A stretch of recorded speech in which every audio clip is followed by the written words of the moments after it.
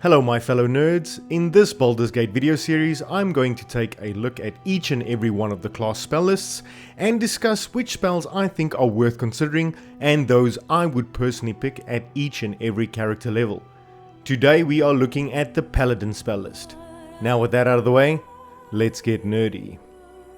In D&D and Baldur's Gate 3, the Paladin is a prepared caster, which means the Paladin has access to its entire spell list, and it can prepare a number of those spells, which is based on a calculation of the number of Paladin levels you have, plus your Charisma modifier. So for example, if you are a level 3 Paladin and you have a Charisma score of 17, then your Paladin can prepare a total of 6 spells, 3 for the Paladin levels and 3 for the modifier that you get from your 17 Charisma score. Furthermore, the Paladin is considered a half-caster, which is a term that describes the Paladin's spell slot progression in comparison to a full caster like the Sorcerer. With the maximum character level in Baldur's Gate 3 being level 12, the highest spell level a Paladin will be able to cast by the end of the game is level 3. Last but not least, before we dig into the Paladin spell list, is that there are 4 different subclasses or oaths sworn by Paladins within Baldur's Gate 3, being Oath of the Ancients, Oath of Devotion, Oath of Vengeance and Oathbreaker subclasses, each of which get 2 specific spells at levels 3, 5 and 9, which you can't change or swap out for any other spells. And I'll get into those as soon as we reach those levels. We're going to go straight into Paladin level 2, as at level 1 the Paladin is actually unable to cast any spells at all, and even thereafter the Paladin does not get any cantrips whatsoever. However, there are a number of great level 1 spells to choose from, and honestly I can't see you going extremely wrong picking any one of these level 1 spells.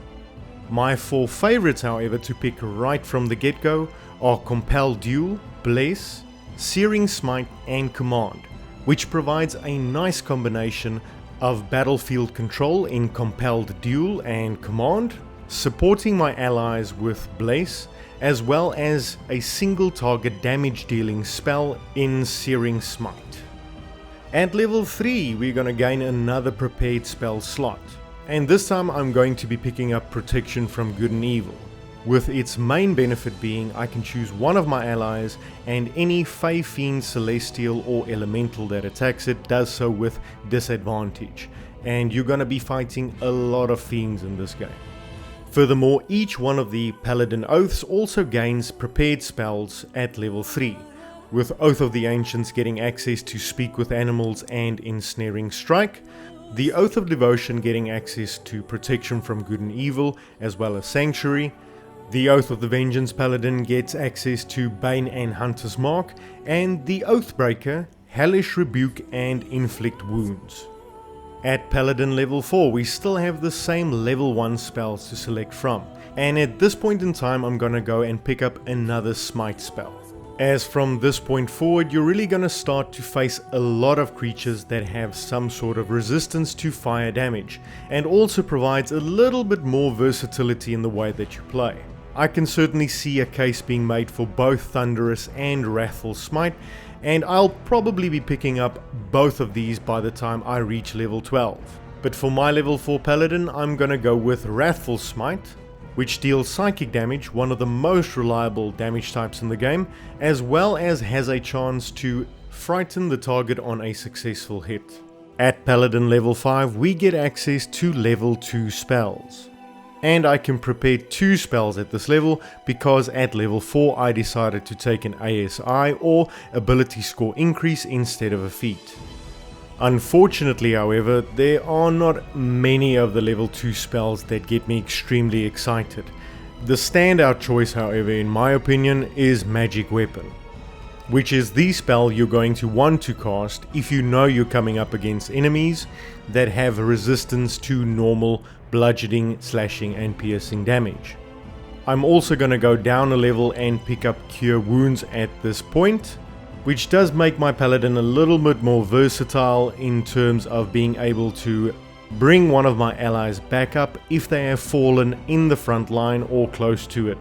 Cure Wounds also obviously does not require your concentration, which you have now many spells that are competing for this.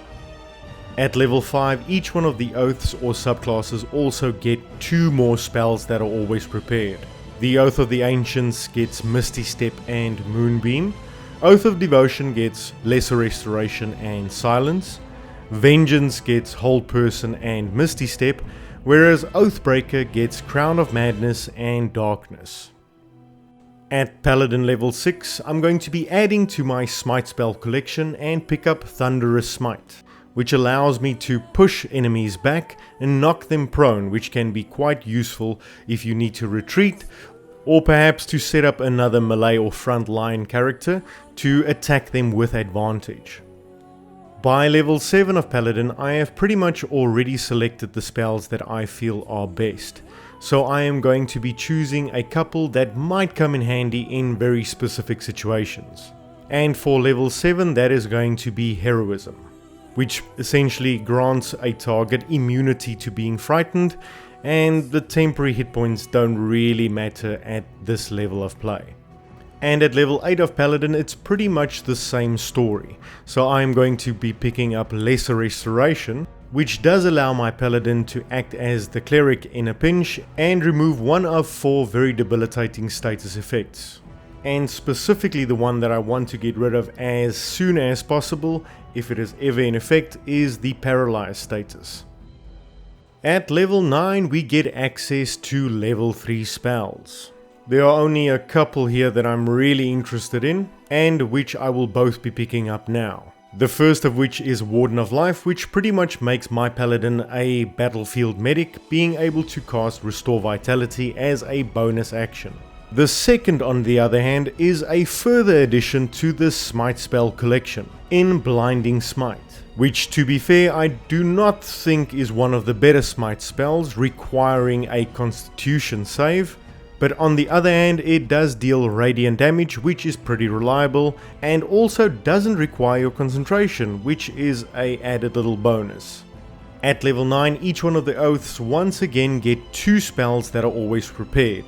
Oath of the Ancient receives protection from energy and plant growth, whereas Devotion receives Remove Curse and Beacon of Hope. If you went the Oath of the Vengeance route, you are getting one of the best spells in the game in haste, as well as protection from energy, whereas the Oathbreaker receives Bestow Curse and Animate Dead. At Paladin level 10, I am going to once again choose a spell that provides me a little bit of extra utility outside of bashing the shit out of enemies. And that's going to be in the form of Remove Curse, which pretty much functions exactly as described within the name. At level 11, I am going to finish my Smite spell collection and pick up the final one outstanding in Branding Smite.